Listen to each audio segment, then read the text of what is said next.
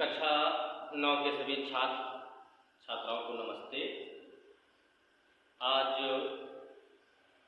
सामाजिक विज्ञान में हम संसाधन के रूप में लोग जो अर्थशास्त्र का टॉपिक है उसका NCERT के जो क्वेश्चन है उसके अंतिम भाग को आज समझेंगे। मेरा अनुमान है कि अभी तक जितने भी आपको हमने वीडियो भेजे होंगे आप लोगों को समझ में आए होंगे। इसके लिए आप कमेंट बॉक्स में जाकर के कमेंट भी कर सकते हैं और जो क्वेश्चन आपको नहीं समझ में आ रहे हैं उन्हें मैं दोबारा प्रयास कर सकता हूँ, आप लोगों तक वीडियो अच्छी तरह से पहुँच सकते हैं।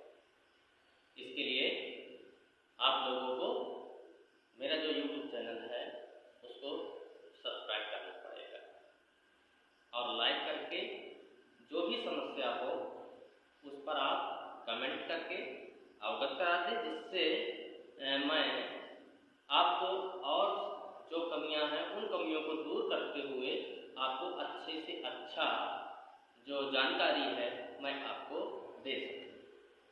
तो प्रश्न नंबर 13 नंबर तक कल हमने आपको वीडियो भेज दिया। आज 12वां नंबर का क्वेश्चन है कि आपके विचार से भारत किस क्षेत्र में रोजगार के सर्वाधिक अवसर सृजित कर सकता है। भारत प्राचीन काल से ही कृषि प्रधान राष्ट्र रहा है। यहाँ रोजगार के जो सृजन है उन्हें 3 भागों में बांटा गया है: प्राथमिक क्षेत्र, द्वितीयक क्षेत्र और तृतीयक क्षेत्र। हम अपने आसपास पड़ोस में देखते हैं कि हमें ये तीनों क्षेत्र दिखाई पड़ते हैं। प्राथमिक क्षेत्र के अंतर्गत वे प्राथमिक उत्पाद होते हैं जिन्हें हम भूमि से उत्पादित करते हैं, जिसमें कृषि, खनन, वन संपदा, पशुपालन या कृषि से संबंधित जो अन्य उद्योग निर्भर करते हैं वे हमारे प्राथमिक क्षेत्र के अंतर्गत आते हैं। भारत देश में यह जो प्राथमिक क्षेत्र है यह वर्तमान में सर्वाधिक रोजगार सृजित करता है, क्योंकि भारत की अधिकांश जनसंख्या इसी से अपना भरण और पोषण प्राप्त करती है। द्वितीयक क्षेत्र में सभी प्रकार के उद्योग सम्मिलित होते हैं और उद्योगों में काम करने के लिए अलग अलग प्रकार के रोजगार सृजित होते हैं, जिन्हें योग्यता अनुसार व्यक्ति आपस में उस काम को बांट लेते हैं और अपना रोजगार प्राप्त करते हैं। भारत में अभी औद्योगिकरण की प्रक्रिया भी पूरी तरह से तेज नहीं हुई। हमें बहुत सी वस्तुओं को दूसरे देशों से मंगाना पड़ता है। निश्चित है कि यदि औद्योगिक नीति में कुछ परिवर्तन हो तो बाहरी जो कंपनियां हैं वो भारत में आकर के उत्पादन कार्य कर सकती हैं, जिससे भारत के लोगों को अधिक से अधिक रोजगार की प्राप्ति हो सकती है। तीसरा जो तृतीयक क्षेत्र है वो हमारा सेवा क्षेत्र कहलाता है, जो प्राथमिक और द्वितीयक क्षेत्र के उत्पादों को उत्पादन करने में उनकी सहायता करता है। इसके लिए परिवहन के संसाधन है,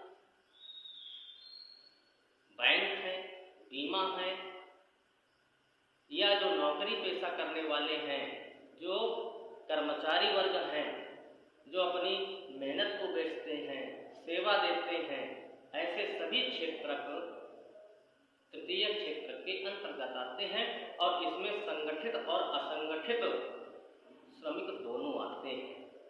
ये भी क्षेत्र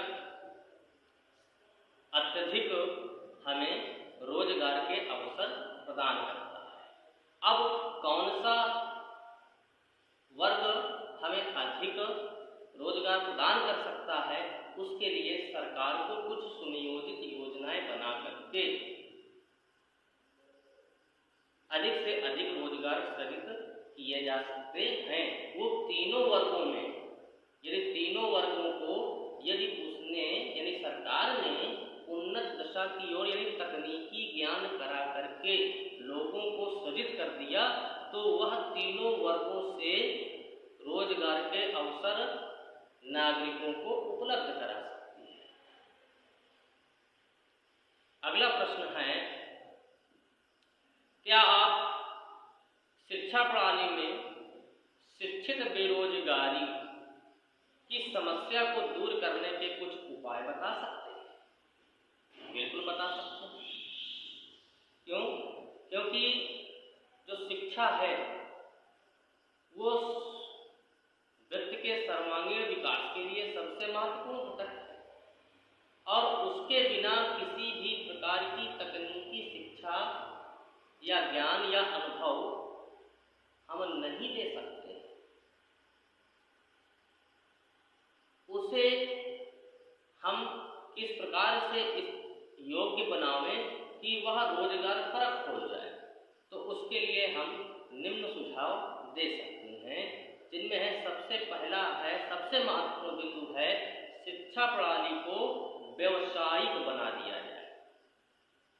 व्यवसाय मतलब कि जो छात्र जिस प्रकार का व्यवसाय या जिस प्रकार का रोजगार प्राप्त करना चाहता है, उसे उसी आधार की शिक्षा प्रदान की जाए तो उसमें वह जल्दी सफल हो सकता है और उसे जल्दी से जल्दी रोजगार की प्राप्ति हो सकती है।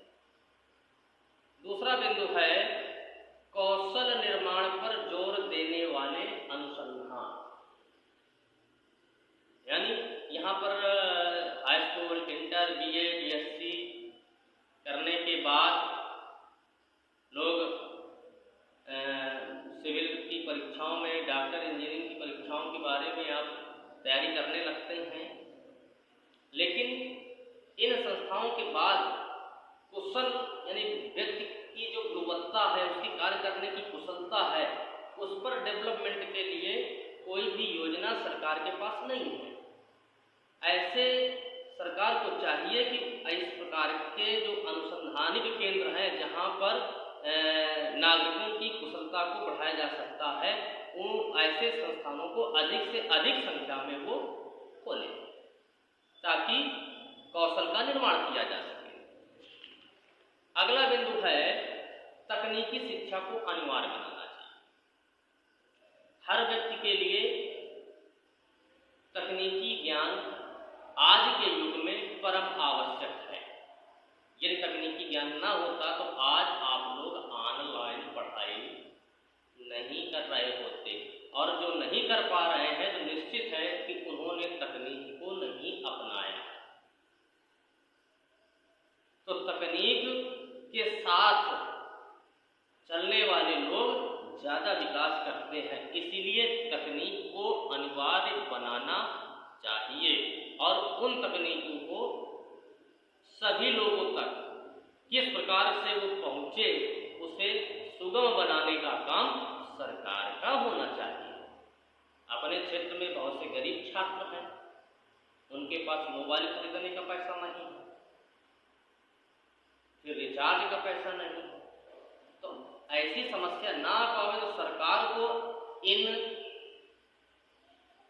जो विचार हैं ऐसे विचारों पर फोकस करना चाहिए ताकि सभी लोगों को आसानी से शिक्षा प्रदान हो सके।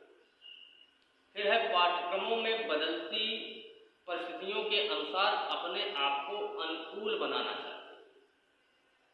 जैसे इस समय कोरोना वायरस जैसी महामारी चल रही है, तो वैसे ही सरकार ने पाठ्यक्रमों में कुछ कटौती की, और यदि महामारी का दौर समाप्त होता है तो निश्चित है कि हमको ऐसे पाठ्यक्रम अनुकूल बनाने चाहिए ताकि जनमानस को जागरूक किया जा सके ऐसी महामारियों के विरुद्ध, ताकि हमारा स्वास्थ्य उत्तम बना रहे, और उत्तम स्वास्थ्य के कारण हम जब निरोगी होंगे तो निश्चित है कि हमारी कार्य करने की कुशलता में बढ़ावा आएगा।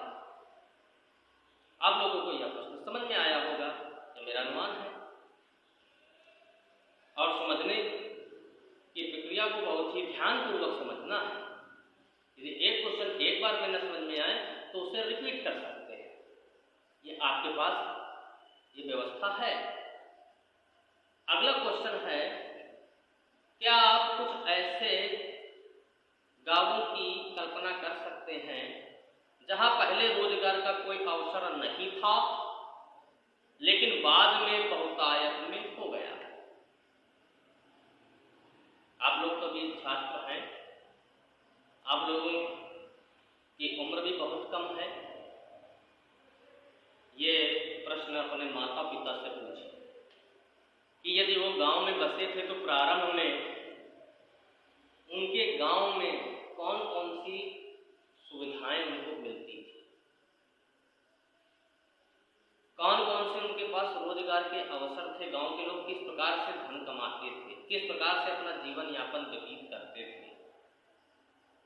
तो उस काल में और वर्तमान काल में आपको अपने ही गांव में अंतर स्पष्ट हो जाए। हाँ, मैं मानता हूं या मैं कल्पना कर सकता हूं कि वर्तमान में बहुत से ऐसे क्षेत्र हैं या ऐसे गांव हैं जहां कुछ वर्ष पहले किसी भी प्रकार के रोजगार उपलब्ध नहीं थे, लेकिन वर्तमान में वहां अनेक प्रकार के रोजगार के अवसर उपलब्ध हैं जिनका वर्णन हम इस प्रकार कर सकते हैं। मान लें कि कोई पहाड़ी क्षेत्र में हमारा कोई एक गांव है और पहाड़ी क्षेत्र में दूर दूर तक गांव बसते हैं। ये नहीं है कि हम लोग जहाँ निवास कर रहे हैं उसके बगल में दूसरा गांव फिर तीसरा गांव, ऐसा नहीं है। वहाँ कई किलोमीटर का अंतर हो सकता है एक एक गांव के बीच। तो जब गांव में पहाड़ों में जब कोई गांव में निवास करते थे लोग, तो पहाड़ों से ही जो दैनिक उपयोग की वस्तुएं होती थी उसी से लकड़ियां हैं या फल हैं या बीज हैं या जड़ी बूटियां हैं, उनको आधार बना करके उनको आपस के क्षेत्र में ही व्यवसाय करके अपना जीवन यापन प्राप्त कर लेते थे। लेकिन जब आधुनिकीकरण हुआ तो अनेक प्रकार की सुख सुविधाओं की वस्तुएं गांव तक पहुंचने लगी। यातायात के साधन पहुंचे, रोडों का निर्माण हुआ, पुलों का निर्माण हुआ, जिस कारण से वाहन एक स्थान से दूसरे स्थान को जाने लगे, जिससे व्यापार में बढ़ोतरी हुई और व्यापार में बढ़ोतरी से उनकी वस्तुएं दूर स्थानों तक जाकर के बिकने लगी, जिस कारण से उनका आर्थिक विकास हुआ। और आर्थिक विकास होने के बाद जब उनकी झोपड़ियाँ पहले होती थी, अब उनके पक्के मकान बनने लगे। पक्के मकान बनने के कारण वहाँ पर रोजगार सृजित हुआ। ऐसे सृजित हुआ क्योंकि मकान मशीनों के द्वारा तो बनते नहीं है, वहाँ पर पहाड़ी क्षेत्रों में मजदूरों के द्वारा मकान बने तो मजदूरी प्राप्त हुई। उसी प्रकार से कुछ नौजवान पढ़ लिख करके पहाड़ी क्षेत्र के जो लोग बाहरी क्षेत्र में आकर के पढ़े और पुनः अपने गांव में जाकर के और जिस प्रकार का प्रशिक्षण प्राप्त किया, उन्होंने उसी प्रकार की संस्थाएं वहाँ पर खोली, जिससे उन्हें रोजगार प्राप्त हुआ। जैसे कोई कंप्यूटर की ट्रेनिंग लेकर के गया तो गांव में कंप्यूटर संस्थान खोला, कोई हार्डवेयर की ट्रेनिंग करके गया तो उसने हार्डवेयर डाला। उसी प्रकार से कोई कृषि अनुसंधान में पढ़कर के बालक गया तो उसने कृषि की नई पद्धतियों को अपने गांव में प्रचलित किया। उसी प्रकार से कोई पशु की चिकित्सा की शिक्षा प्राप्त की तो उसने पशुओं की नस्लों में काम करना प्रारंभ किया। किसी ने बागवानी में काम किया। तो इस प्रकार से स्थानीय लोगों में अनेक प्रकार के जो रोजगार के अवसर थे वहां पर सृजित हुए। रोडों के निर्माण से श्रमिकों को काम मिला।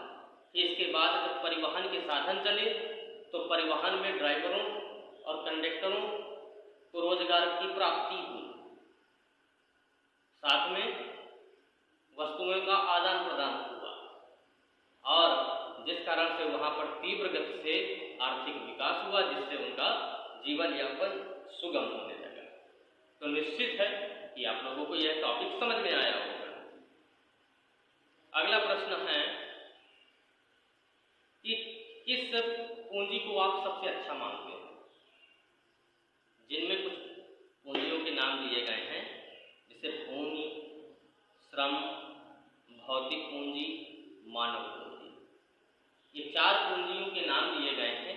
इनमें से सबसे उत्तम कौन सी पूंजी है, इस पर हमको पर चर्चा करनी है। देखिए, चाहे वो भौतिक पूंजी हो, चाहे वो भूमि हो, चाहे वो श्रम हो, चाहे वो उद्योग हो, कुछ भी हो, वो एक उत्पादन के निष्क्रिय साधन है।